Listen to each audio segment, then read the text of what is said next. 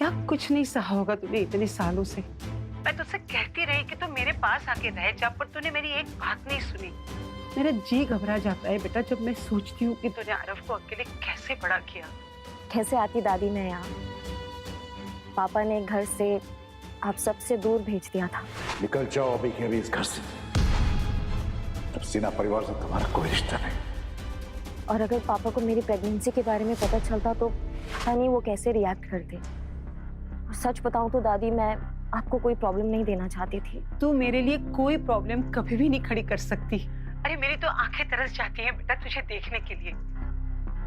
तो आ तो गई हूँ मैं अपनी दादी माँ के पास। बस आधे घंटे में आपके पास पहुंच जाऊंगी दादी। मैं बहुत एक्साइटेड हूँ। मुझे पापा को बताना है कि I missed him so much. Can't wait to meet him. Aarav की चीख सुनते ही नव्या उसकी तरफ भागती है। देख के नहीं चला सकता, अभी लग जाता तो। लेकिन उसे सही सलामत देखकर चैन की सांस लेती है। बैठ गई यहाँ पे भी आ गए हमें परेशान करने के लिए। आरव, ये बैड गाइस तुम्हारा कुछ नहीं बिगाड़ सकते जब तक मम्मा तुम्हारे साथ है। तुम दोनों यहाँ क्या कर रहे हो? अरे हमारा छोड़ो, ये बताओ कि तुम्हारा वो डार्लिंग और उसके बॉडीगार्ड्स कहीं दिखाई नहीं दे रहे। कनिका, मुझे तुम्हें हर चीज बताने की जरूरत नहीं है। नव्या, नव्या आरव ठीक तो है ना नव्या? हाय दादी, आरव ठीक है। ये बताइए कि आप ठीक हो? लगता है कि दादी को मुझसे बात करने में कोई इंटरेस्ट नहीं है। एनीवेज, तुम दोनों ने एयरपोर्ट पे कम तमाशा नहीं किया था। अब क्या लेने आए हो यहाँ पे? ओ हेलो, हमें भी आने का कोई शौक नहीं है। ये तो शेखर अंकल ने कहा इसलिए हमें आना पड़ा, वरना तुम्हें और तुम्हारे इस बदतमीज बेटे को मोहर नहीं जलते। बाय द वे, पापा ने तुम्हें घर बुलाया। अभी हम गाड़ी में वेट कर रहे हैं, आ जाओ। Let's go. आरव, तुम यहाँ साइड में खड़े रहो और हिलना मत, मैं बैग लेके आ रही हूँ। दादी, सुना आपने? पापा ने मुझे घर पे बुलाया। क्या लगता है आपको वो मुझे माफ कर देंगे ना? आरव को अपनाएंगे ना वो? दादी, क्या मुझे जाना चाहिए ना घर पे? दादी। दादी टेंशन में फोन कट कर देती है। नव्या इतनी उम्मीद से यहाँ आई है, जब उसे पता चलेगा कि शेखर उसे यहाँ क्यों बुलाया है तो उसका तो दिल ही टूट जाएगा। पर सच ज्यादा देर तक छुपेगा नहीं, इसलिए मुझे इसे सब कुछ बता देना चाहिए। तभी नव्या फिर से दादी को फोन करती है।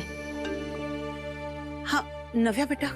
हाँ दादी, उस वक्त बेटा शेखर ने तुझे यहाँ बिखरे रिश्तों को जोड़ने के लिए नहीं बुलाया। उसने तो तुझे कनिका और ऋषि की सगाई के लिए यहाँ बुलाया है। मुझे पता है कि आपने कुछ भी नहीं किया है, क्योंकि जो कुछ भी किया है वो तो मैंने किया है। कल रात में जिस कमरे में तुम थी, उस कमरे में ऋषि नहीं, कोई और था। और मैंने ये सब इसलिए किया क्योंकि अगर कोई ऋषि से शादी करेगा तो वो मैं होंगी। कुछ सेकंड्स के लिए नव्या इमोशनल जरूर हुई, लेकिन फिर उसने अपने आप को एक बार फिर समेट लिया। आखिर कनिका जीत ही गई। माफ कर दे मुझे मेरी बच्ची। मैं नहीं चाहती थी कि ये बात तुझे वहां जाकर पता चले, इसलिए मुझे तुझे बतानी पड़ी। देख बेटा, मैं जानती हूँ कि एक वक्त ऐसा था जब तू ऋषि से बेइंतहा प्यार करती थी।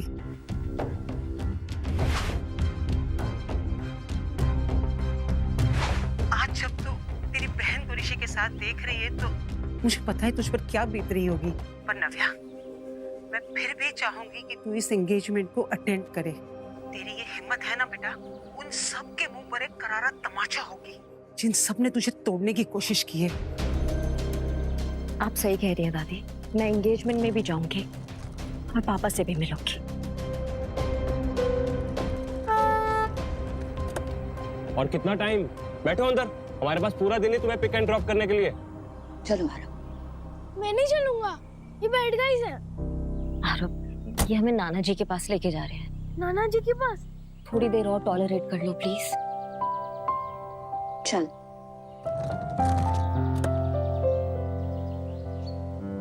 कुछ देर बाद जब गाड़ी सिन्हा पैराडाइज के सामने रुकी तो एक पल के लिए नव्या की सांसें थम गई।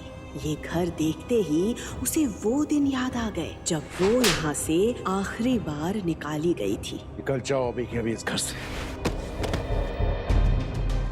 ऋषि और कनिका तो तेजी से उतरकर घर के अंदर चले गए थे, लेकिन इतने सालों बाद अपने ही घर के अंदर जाने के लिए नव्या के पैर कांप रहे थे। वो यहाँ आ तो गई थी, लेकिन उसे समझ नहीं आ रहा था कि वो इस घर के लोगों को फेस कैसे करेगी। तभी आरव नव्या का हाथ पकड़ता है और उसे हिम्मत देता है। आरव का एक्साइटेड चेहरा देखकर नव्या हिम्मत जुटाती है। वो आरव का हाथ पकड़कर धीरे धीरे घर के एंट्रेंस पर पहुंची, लेकिन जैसे ही वो घर के अंदर घुसती है कि तभी उसकी सौतेली माँ अपना झूठा नाटक शुरू कर देती है।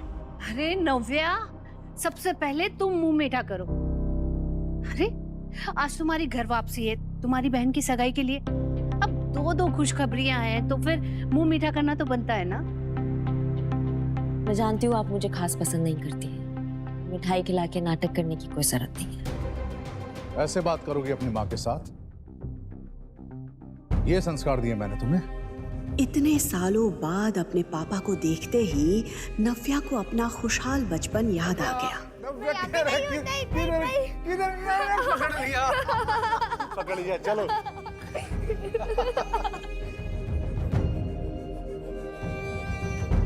लेकिन इसके बाद शेखर ने जो कहा वो सुनकर उसके होश उड़ गए। पापा, तुम्हें यहाँ से मैंने दूर भेजा था ताकि तुम्हें अपनी गलती का एहसास हो सके, ताकि तुम सॉरी फील करो, अपनी हरकतों पे शर्मिंदा हो सको, ताकि ये। पापा क्या कह रहे हैं आप? आरव मेरा बेटा है। तो रखो अपने पास। इस नाजायज औलाद को तुम्हारी मेरे पास लाने की हिम्मत कैसे हुई? पापा please stop it. You stop now। तुम्हें क्या लगा था कि तुम इस बच्चे को लेकर यहाँ पर आओगी और मेरा मन इसे देख के पिघल जाएगा? मैं इसे देखकर सब कुछ भूल जाऊंगा वो बेइज्जती जो मेरी तुम्हारे कारण हुई थी। Dad please calm down. चलिए आइए बैठिए। प्लीज जोर से मत बोलिए डैड, आपका बीपी बढ़ जाएगा। बैठिए।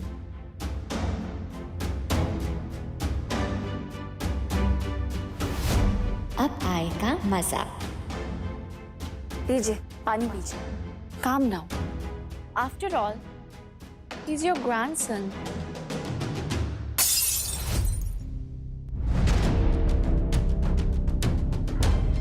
ये मेरा ग्रैंडसन नहीं है और ना ही कभी हो सकता है। लेकिन परिवार इस बच्चे को कभी एक्सेप्ट नहीं करेगा नव्या। ये बात तुम जिंदगी भर मत भूलना। नव्या समझ गई थी कि इतने सालों में शेखर के मन में उसके लिए नफरत का बीज और भी गहरा हो गया था और बची कुची कसर शिखा और कनिका पूरी कर रहे थे। तो मैं भी यहाँ पे अपने बच्चे को एक्सेप्ट करने की गुहार लेकर नहीं आई हूँ। मैं यहाँ एंगेजमेंट अटेंड करने आई हूँ। वो अटेंड करूंगी और यहाँ से चली जाऊंगी। करो, बिल्कुल करो। इनफैक्ट मैंने तुम्हें बुलाया है एंगेजमेंट के लिए, लेकिन मेरी भी एक शर्त है। इस सगाई में केवल तुम वेलकम हो। ये बच्चा उस इवेंट में नहीं आ सकता और मैं तुम्हारी वजह से और बेइज्जती सहन नहीं कर सकता। तो ठीक है, ये एंगेजमेंट आप सबको ही मुबारक हो। Congratulations Kanika and Rishi.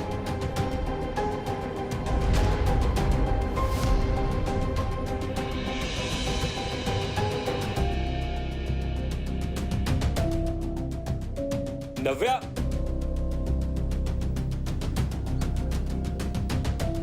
Aarav cab आ गई है वहाँ पे, वहाँ जाके बैठो, मम्मा आ रही है। नव्या, अब क्या है? कुछ बच गया है क्या? अंदर जो हुआ, एयरपोर्ट पे जो हुआ, क्या वो कम था क्या, जो अभी भी कुछ कहने आ गए हो मेरे पीछे? तुम्हें जरा भी नजर नहीं आ रहा कि अगर तुम्हें फिर से अपनाना चाहता है, बस तुम्हें अपनी जिद छोड़नी है। जिद नहीं, वो मेरा बेटा मुझसे छोड़ने के लिए कह रहे हैं। डू यू इवन रियलाइज उसका मतलब क्या होता है? मेरा बेटा। मैं भी किससे बात कर रही हूँ, फॉरगेट इट। तुम इतना लगाव क्यों इस बच्चे से? ये उसी का बच्चा है ना जो एयरपोर्ट पर आया था, या किसी और का? तुम ये सवाल क्यों कर रहे हो? तुम्हें क्या फर्क पड़ता है अब इस बात से? तुम तो करने जा रहे हो ना अपनी नई जिंदगी की शुरुआत। सो बी हैप्पी। यहाँ पे एक तो तुमने मुझे चीट किया, सब कुछ छोड़ के यहाँ से चली गई और एटीट्यूड ऐसे दिखा रहे जैसे ये मेरी गलती है। तुम्हें क्या पता है कि उस रात क्या हुआ था, किसने चीट किया, किसने नहीं चीट किया? और मुझे अब तुम्हें कोई सफाई नहीं देनी है, मुझे तुमसे बात ही नहीं करनी है। लेकिन मुझे बात करनी है। क्या बात करनी है? क्या बात करनी है तुम्हें? तुम्हें पता भी है कि उस रात मेरे साथ क्या हुआ था? तुम्हें पता भी है कि मुझे किसने फंसाया था, क्यों हुआ था मेरे साथ वो सब? कुछ भी नहीं पता है, कुछ भी नहीं पता तुम्हें। लेकिन अब भूल जाओ, अभी सब भूल जाओ। अभी तुम अपने फियांसे कनिका के साथ एकदम खुश रहो। To be honest, you both deserve each other. Navya, क्या कहना चाहती हो तुम? बोलो क्या हुआ था उस रात? क्या नव्या बता देगी ऋषि को कनिका का सच? मुझे पता है कि आपने कुछ भी नहीं किया है, क्योंकि जो कुछ भी किया है वो तो मैंने किया है। कल रात में जिस कमरे में तुम थी, उस कमरे में ऋषि नहीं, कोई और था। और मैंने ये सब इसलिए किया क्योंकि अगर कोई ऋषि से शादी करेगा तो वो मैं होंगी। क्या हो पाएगी कनिका और ऋषि की सगाई? जानने के लिए सुनते रहिए द रिटर्न।